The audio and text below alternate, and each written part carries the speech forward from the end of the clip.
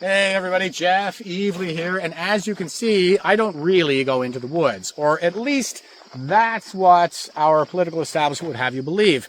This is something that came out in the first week after I got that $28,872.50 fine from the province of Nova Scotia for simply entering the woods. Apparently some man-child by the name of Scott Reed, I don't really know who that is because I haven't watched mainstream news in about 15 years, but apparently this man-child went on CTV and had an absolute man period about the fact that I could ever have the audacity to simply walk into the woods, saying that we live in a society and that I am being selfish. Well, on that first point, yes, we live in a society. You know who else lives in a society? North Koreans. You know who lived in a society before that? Nazis. And when I went to basic training, I was taught that I had a duty to defy illegal orders.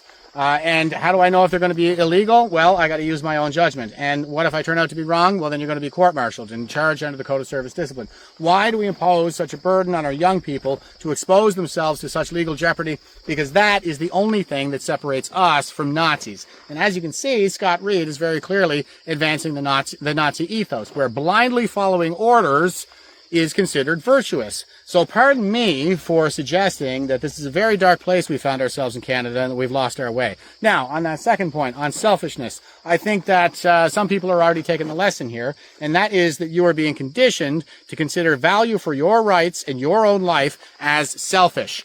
And this, again, is some very dangerous territory because, as I've explained, your rights are freedoms into which the government may not intervene unless they have a very good reason for doing so. And why do we have them? Well, it's to protect us from our governments. The number one cause of death in humans in the 20th century alone was democide, murder by one's own state or government. So that's why we have them. It's to keep us alive. It's to protect us from being murdered by the state. And on the virtue of selfishness, I would refer you to the work of Ayn Rand in a book by that title, The Virtue of Selfishness. Where she clarifies very early on that what she means when she says selfishness is not really what the rest of us mean when we say selfishness. She means acting in one's self-interest, but that we don't really have a word for that, so she says selfishness. Acting in one's rational self-interest means pursuing your own objectives, pursuing your own goals, pursuing your own self-actualization, living your best life, by applying logic and analyzing empirical reality.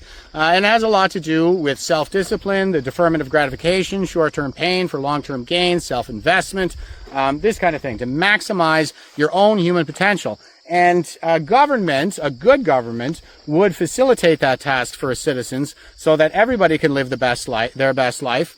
And we all get to be better people. I can be the best man that I want to be. You can be the best woman that you want to be. And when we're all better people, we live in a better society. We maximize human potential and human capital. And that is how we build a brighter future for generations to come. So you are a worthy cause unto yourself, regardless of whether Scott Reed, the government of Nova Scotia, or the government of Canada even exist.